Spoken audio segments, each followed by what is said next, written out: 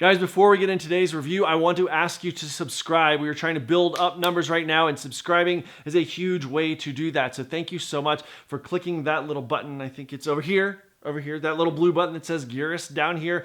Click that, guys. Subscribe to our channel. It makes a huge difference. So thank you so much. And now let's get into it.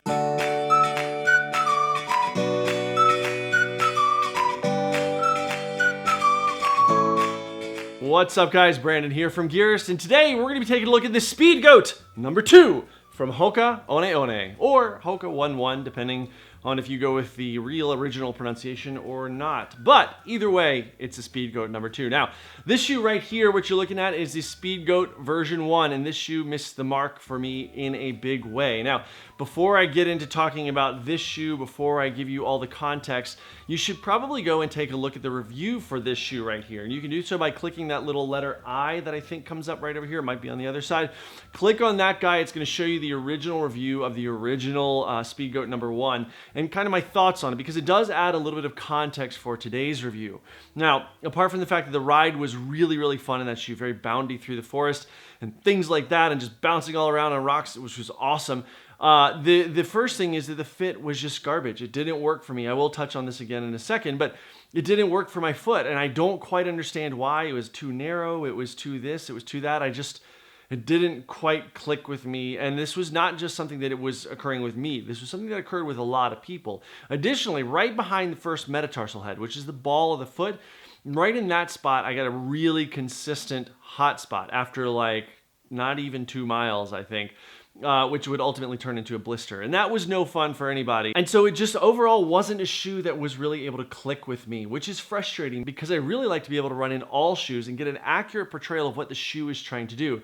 And when you have kind of things that seem to be or ostensibly external factors like the fit or this blister thing that kind of kept coming up, not just with me again, but with a lot of people, you can't really pay attention to what the shoe is trying to accomplish. And so we're just going to skip on past that shoe. I will bring it up here and there in this review, but for today, we're taking a look at what is an entirely new shoe to me, in my opinion, the Hoka One One Speedgoat number 2. But is it better, or did they just change some things and miss the mark again? Let's take a look. The first thing we're going to talk about, as always, is the outsole of this shoe. Now, in version 1 of the shoe, Hoka went with a lug system of roughly 4mm, 3 or 4mm deep lug. In this, they've gone with 5mm deep lugs, which is an awesome improvement, give you a lot more cleat-like feel, and able to handle a little more loose and technical terrain with that. The other big change in the lugs is that on the first version of this shoe, they used the Hoka One One emblem, their logo, which is this little wing guy right here. Here's a better picture of it right here.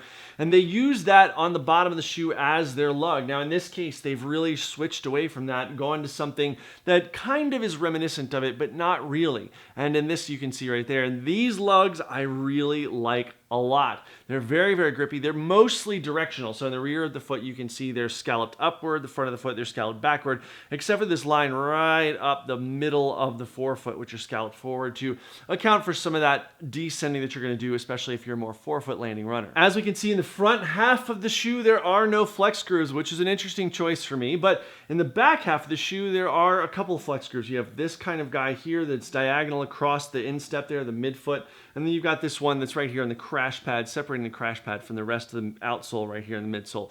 So in this shoe, it makes sense because there is such a prodigious amount of stack, which we'll touch on in a few minutes. You want to have some flexibility. So this aids and abets a little bit of more forefoot or midfoot rather flexibility. So you're not just running on a big block of foam, and it actually works out quite well. Also visible right in the rear foot is this exposed piece of EVA foam right here. This is an area that's not going to get a ton of wear, generally speaking, and I'll talk more about the durability of that in a second. First of all, I really love the Mega Grip rubber that they've chosen to use here. It is spectacular. Now, of course, it shines on dirt trails and things like that. I even found some late season, very late season rather, snow fields that I took this on, and it did a very, very admirable job. It held up very well. Good grip on that snow. On ice, as always, with most rubber shoes, with all rubber shoes, unless there's some studding going on, you're not really going to have grip on ice. But on snow, it did very well. On dirt, on dry, on rocks are where I really, really enjoyed it. This Mega Grip did a fantastic job. And you can check out this picture right here. This is me actually scaling a pretty steep, or scrambling rather, up a pretty steep rock face. And there were not many holds on this thing. And what's cool about that is that it was left to the rubber, to the material of the outsole, rather than the lugs catching in little holes here, there, which I'm sure they did anyway.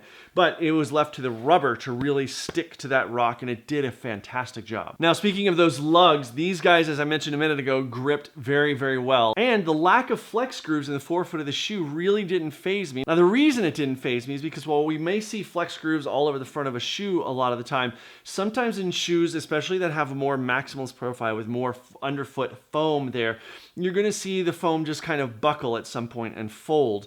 But in this shoe, and especially those where there are flex grooves involved, it's going to fold along those fault lines, if you will. But in this guy, what you wound up with was actually a very gentle curve to the shoe, this nice curvature. So even when I push on it, it doesn't buckle and fold, which is real. I mean, you can see right there, there's no buckling. You have this little spot right here that's not buckling. That's just the upper you're seeing here. On the medial side, you see even better.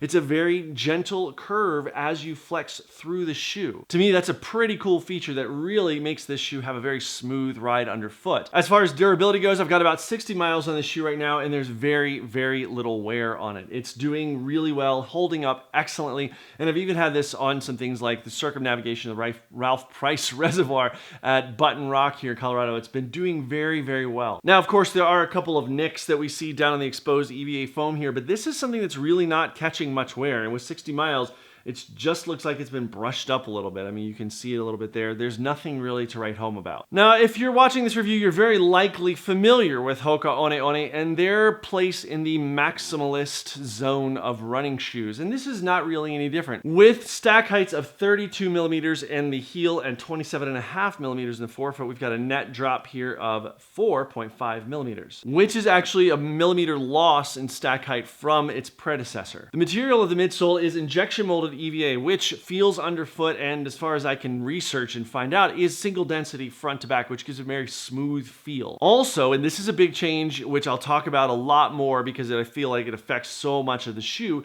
there's a wider platform. Now, it's not hugely wider, and I think it's just like 2 or 3 millimeters wider, but what it does is just changes profoundly the profile of the shoe for me. And it's also going to provide more security and stability on more off-camber or uneven terrain. In version 1 of the Speedgoat, I commented at the beginning of this review how much I like bouncing through trails with that guy.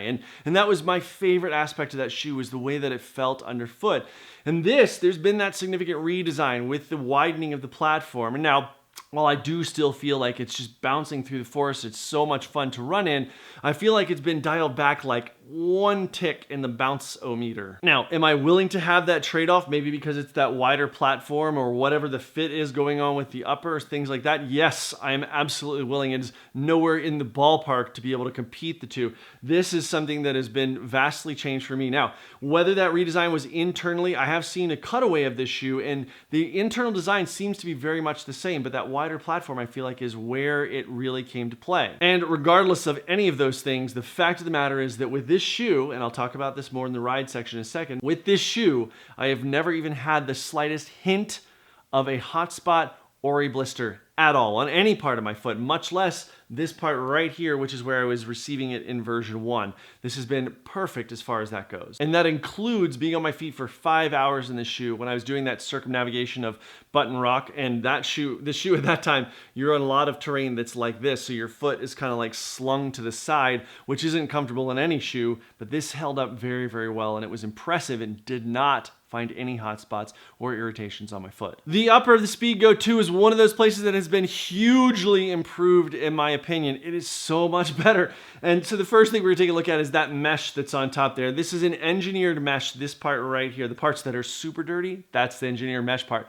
This is an engineered mesh, which like other engineered meshes we see, it's not just a single weave or single gap all the way around. You might have a thicker weave here, thicker weave there, thinner weave there, whatever, to make sure that the foot is being able to breathe right and being reinforced to the places where it needs to be reinforced.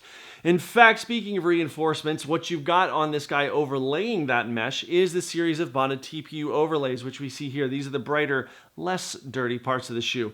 These are all parts that are coming starting from that midsole, giving you a nice cohesive feel, which is important in a shoe with so much stack, and going all the way up, as we can see here, this cage system into the lacing right here to reinforce things. And this is all done without sacrificing much breathability of the shoe, and I found it to be quite breathable and very comfortable, even going through some water crossings with me. Internally, the shoe is quite seamless. It is not seamless, but it's pretty much there. Now, the couple of seams that are in there, one, you've got this one that's pretty standard right by the collar here, this material. And then there are a couple of more really lay flat seams that are inside. Did not mess with my foot when I chose to wear it around barefoot a couple of times.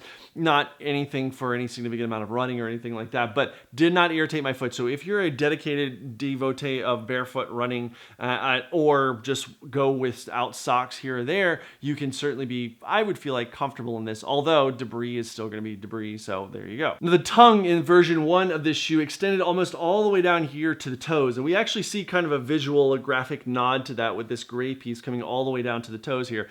That's how far the tongue piece went down on version 1 of the Speedgoat, and this, it's been moved up to the top of the vamp, a much more traditional setup and traditional construction of this shoe. Now the tongue, which is not gusseted, which again, I'm not quite sure why trail shoes are not gusseted sometimes, but whatever. The lacing goes all the way down to the bottom, right across the metatarsal heads, which is really nice and still adds for a lot of customizability in that area should you want to. And those laces further run through double toe loops. We've got one down here and then one right up there, which those loops are going to prevent that lateral slide of the tongue if that's a problem for you. The upper of this shoe is such a vast change from version 1. To be honest with you, I had to go back and read my own research on it because I didn't find that this was anywhere approaching that one in terms of the negative aspects. This has been so completely redesigned in my mind that it's just a different shoe. It just completely acts differently, and I love what Hoka has done here. That mesh being the dominant force between the foot and the shoe and being engineered in places to really back up what the foot's going to do, especially in that more off-camber and uneven terrain.